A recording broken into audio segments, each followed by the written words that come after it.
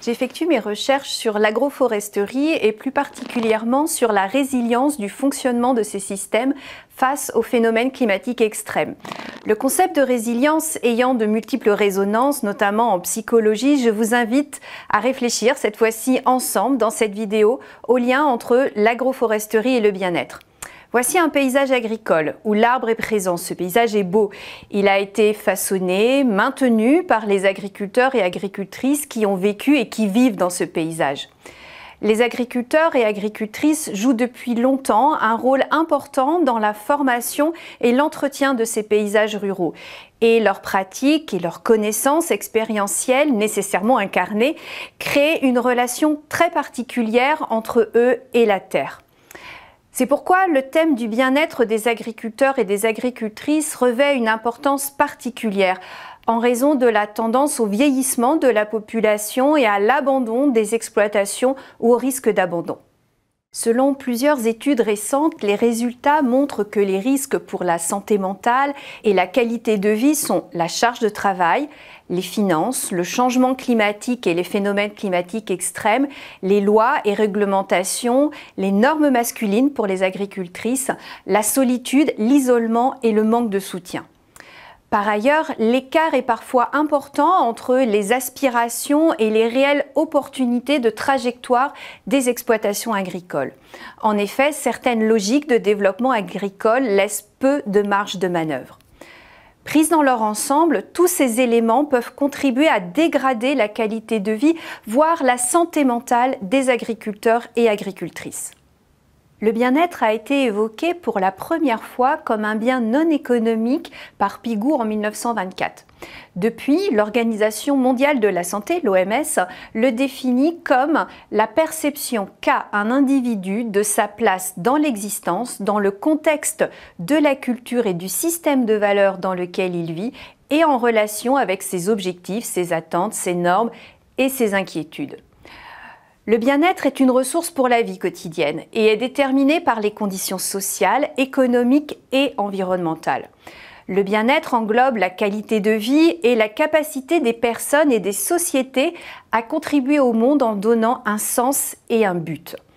Le bien-être d'une société peut être déterminé par la mesure dans laquelle elle est résiliente, c'est-à-dire sa capacité d'action et est prête à transcender les défis. Voyons une autre définition maintenant, la santé.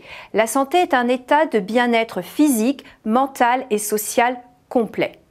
La santé mentale est un état de bien-être dans lequel une personne réalise ses propres capacités, peut faire face au stress normal de la vie, peut travailler de manière productive et est capable d'apporter une contribution à sa communauté. La santé mentale est fondamentale pour notre capacité collective et individuelle en tant qu'humains à penser, à interagir les uns avec les autres et à profiter de la vie.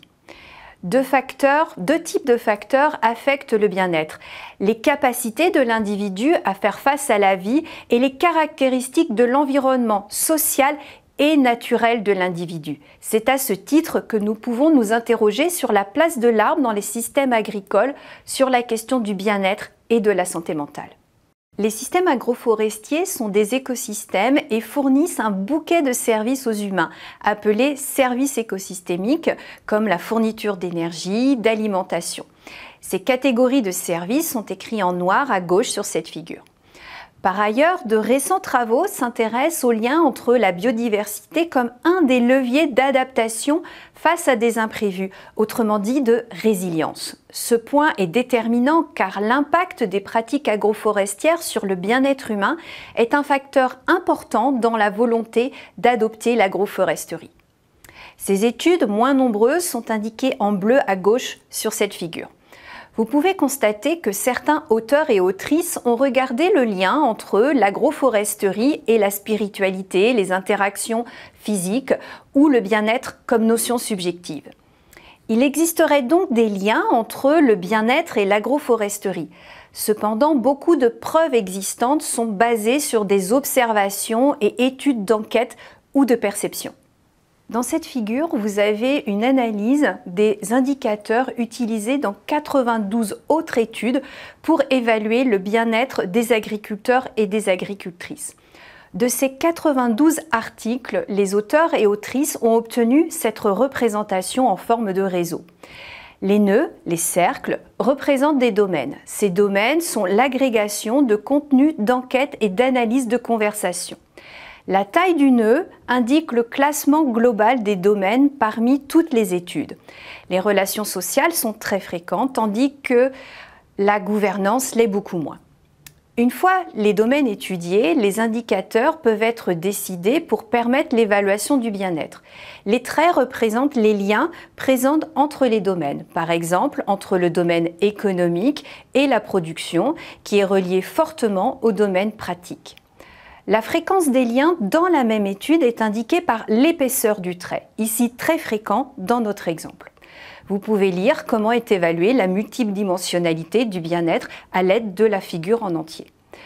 Nous pouvons remarquer que les domaines de santé mentale, attachement sont très faiblement représentés, alors que des liens existent, ce qui revient à dire que ces domaines sont sous-représentés dans les études sur le bien-être et l'agroforesterie. Une des explications serait que les indicateurs ne sont pas adaptés, car ils ne prennent pas en compte des aspects plus subjectifs d'expression des valeurs des agriculteurs et agricultrices qui peuvent être ancrés dans une tradition et un savoir transmis. Les exploitations agricoles enchevêtrent des relations entre les acteurs humains et non humains dans des réseaux dynamiques et contextuels de pouvoir et de responsabilité. Ce sont des entités économiques qui doivent être conceptualisées dans une dimension élargie à ces rapports humains-non humains et d'attachement.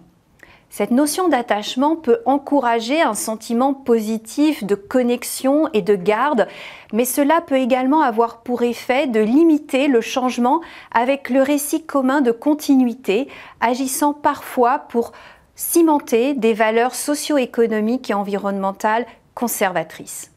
Repositionner les arbres dans les espaces agricoles, quand cela est possible, peut contribuer à augmenter la résilience de ces espaces et des personnes qui y vivent. Mais cela suppose peut-être d'accompagner le développement d'indicateurs et d'approches participatives à la bonne échelle.